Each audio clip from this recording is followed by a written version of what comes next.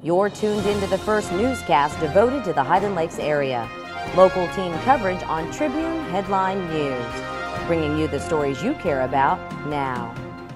Hey everyone, I'm Connie Swinney. You've tuned into the Picayune TV on Northland Channel 15. Thanks so much for watching us. Here's a look at your headlines. A number of recreationists have launched the boating season. Authorities on the water have sent out a warning about being drunk behind the wheel. Allegations have surfaced in connection with an educator from Burnet schools. It's a changing of the guard for Marble Falls city leaders. We have the images of who's coming and who's going on the council. Also, Burnet school officials put a salary freeze in place, and the same may go for new hires. We have details coming up. Highs in the low 90s, but that humidity is going to have it feeling hotter. Your forecast later in weather. Thanks, Jared. See you in a moment. Your headlines and a sports report on a successful track athlete from Burnet in this broadcast. This is the Picayune TV. We'll be right back.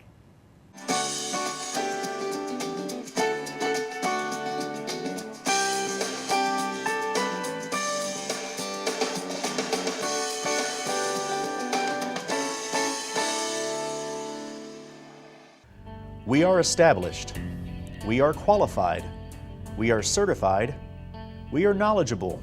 We are dependable. We are Ken's Heating and Air. Our people make the difference. Welcome back. A Burnet High School coach has been put on paid leave after being accused of boating while intoxicated. 46-year-old James Brent Kelly was charged with the offense on May 14th. Authorities with the Lower Colorado River Authority say they stopped a vessel he was in on Lake LBJ and allegedly noticed signs of intoxication. Kelly, seen here as a first base coach, is a freshman and junior varsity softball coach and health teacher at Burnet High School.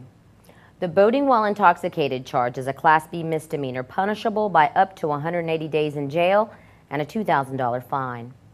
Each boating season, potential charges like these prompt authorities on the water to send out warnings about the pitfalls of drinking and getting behind the wheel in the water. The boating season is already well underway, but starting this weekend, police are anticipating an onslaught of Memorial Day and summer break revelers. Boaters will find an increased presence of law enforcement on the lakes. The Highland Lakes BWI-DWI Task Force involves a number of different agencies in Burnet and Llano counties, as well as the LCRA and Texas Parks and Wildlife patrolling the waterways. Here are a few tips to keep in mind. A boater is considered intoxicated if he or she has a blood alcohol content of 0.08. A first offense is considered a Class B misdemeanor, punishable by a minimum of 72 hours in jail. A second offense is a Class A misdemeanor, punishable by a minimum of 30 days in jail. And the same as a driving while intoxicated charge, a person who is found boating while intoxicated can have their driver's license revoked. Authorities will be performing safety checks and watching for unsafe behavior, which gives them a reason to stop boaters. One such rule involves children under the age of 13 required to wear a Coast Guard approved life jacket on watercraft measuring 25 feet or less in length. You can check out the website on your screen for more safe boating tips. In our next headline, Burnet school officials impose a salary freeze to try to keep budget numbers in line. The freeze goes into effect for the next school year. The district expects to save $250,000 as a result. Officials say the decision also helps avoid personnel layoffs. Additional savings, about $500,000, will be achieved through attrition and other cost-saving steps such as fewer trips for extracurricular activities. Burnet school officials also approved raising meal prices by 25 cents during the upcoming school year. The cost of a high school meal will increase from $2.25 to $2.50. With the beginning of summer, the Mustangs are focusing now on the Hill Country 7-on-7 League. More details coming up in sports.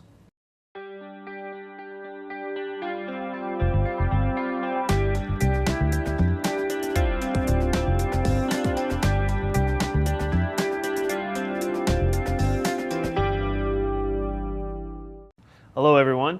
Today is going to be hot, but even with highs just a little lower the rest of the week, we'll still feel like it's hotter with the high humidity. Now here's your Highland Lakes forecast for Northland 15 and the Picayune TV. Today we start the day with cloudy skies, becoming mostly sunny with the high near 96. Southwest wind around 10 miles an hour. Turning into Wednesday night, we've got partly cloudy skies with a low around 65, wind just 5 miles an hour. Into Thursday, it's sunny, a little bit cooler with a high only near 89, north wind around 5 miles an hour. Into Thursday night, mostly clear with a low around 72, south wind between 5 and 10 miles an hour. Into Friday, our winds pick up between 10 and 15, gusts as high as 20. Temperatures also rise a little bit with a high near 93 under mostly sunny skies. And those gusty wind conditions continue Friday night and into Saturday as well as the hot, humid weather. Good thing there's plenty of water around to cool off in.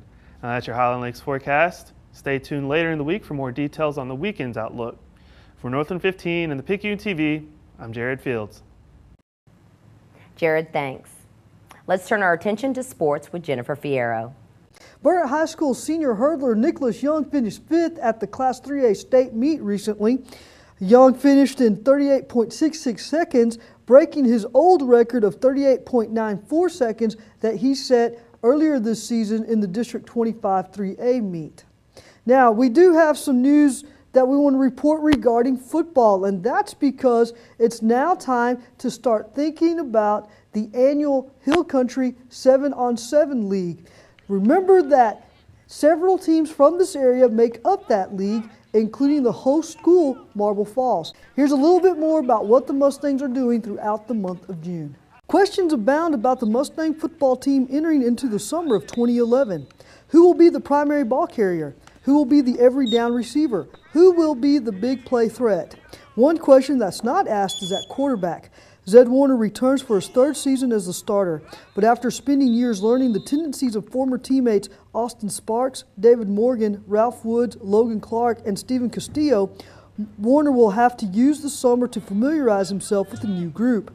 That shouldn't be as hard for the incoming senior. After all, many of the projected starters are his age. Fans will have their first glimpse of the new group of Mustangs during the Hill Country 7-on-7 League beginning June 7th at Mustang Stadium. Also in attendance is Llano, Burnet, and Faith Academy. In addition to varsity teams, the Tuesday night games will also feature junior varsity and freshman squads, all at Mustang Stadium. And then, of course, on Mondays, the incoming 6th, 7th, and 8th graders will play their 7-on-7 games at Pony Stadium at the middle school. All games will start at 6 o'clock on each night.